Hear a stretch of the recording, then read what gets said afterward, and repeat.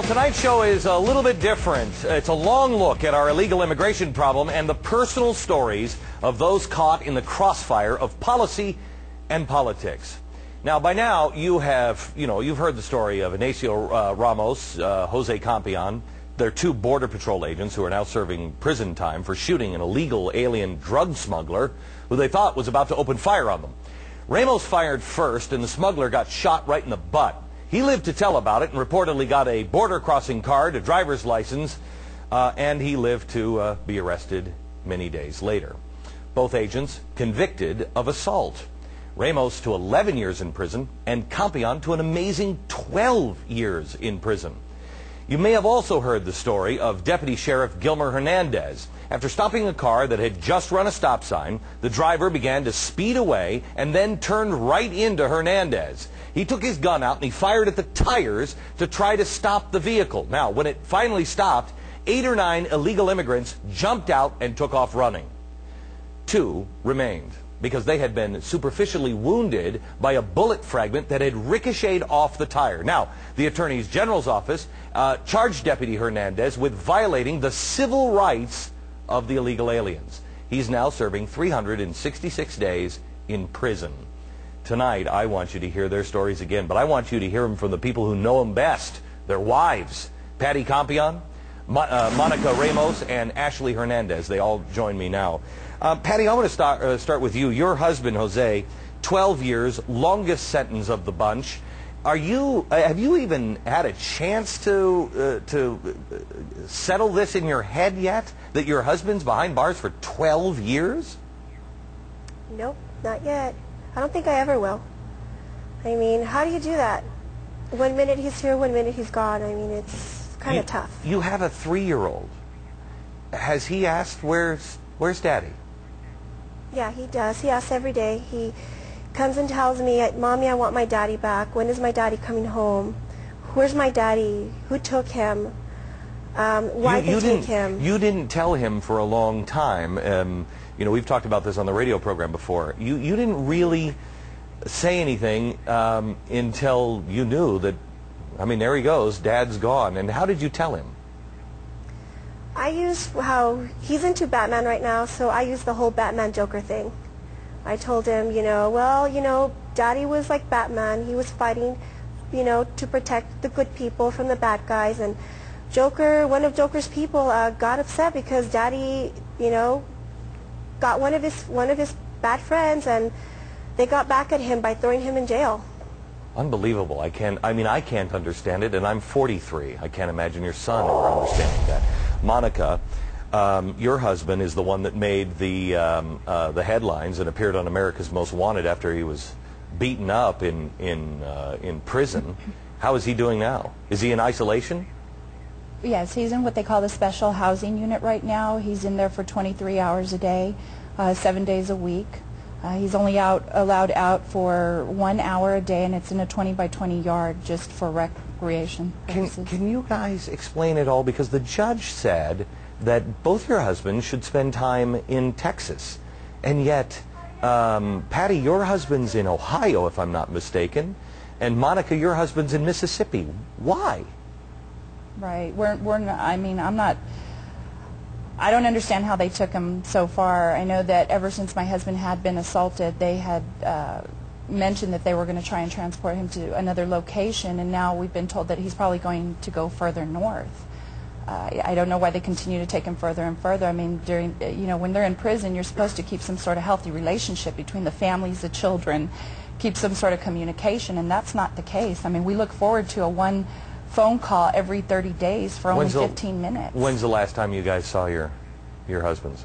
I haven't seen my husband. I don't think I'll be seeing him anytime soon. And to answer your last question, I'm kind of glad he's out of Texas, considering what we're finding out every day.